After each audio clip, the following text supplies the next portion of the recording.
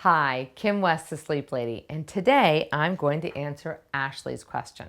Here's what she wrote in. My 11-month-old has always been a terrible sleeper. She does well with naps. We put her down drowsy and she'll toss and turn and fall asleep on her own most of the time. At night, she gets sleepy around 7:30. She's already eaten and had a bottle or a sippy cup, and we'll rock and swing her, and when she gets drowsy, I'll put her in her crib. And she will lay there for a few minutes, and then she's up standing, crying bloody murder. This happens about 5 times before she actually really falls asleep. But during the night, she's up too, and we do the whole thing over again.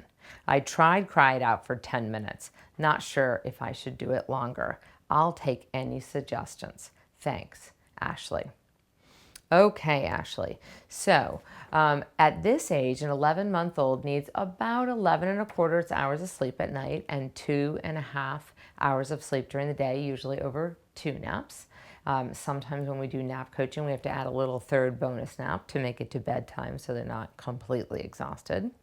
And you didn't say whether your baby is well napped. You did say that she goes down well for the naps, but I would want to check and see whether the timing is good, and it's about 2.5 hours total.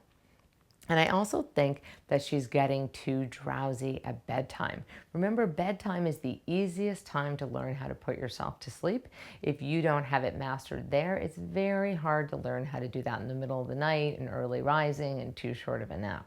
Okay, so notice here how you said, we'll rock and sing, and when she gets drowsy, I'll put her in the crib.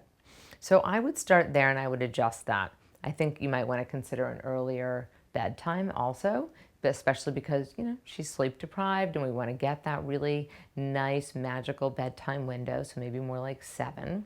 And then if you have a bottle, she's finished her bottle. If she still seems too wide awake, you could read her a little book.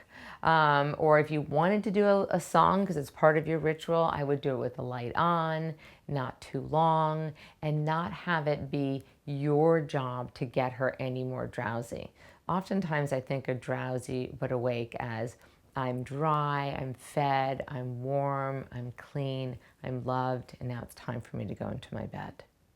Okay, and so I think that she's now, as she's getting older, because our kids only get smarter as they get older, she's on to you. Like, oh yeah, you're going to get me almost there, not completely asleep, and then you're going to put me into the crib. And so she feels a little tricked. So no wonder she's screaming, as you're saying.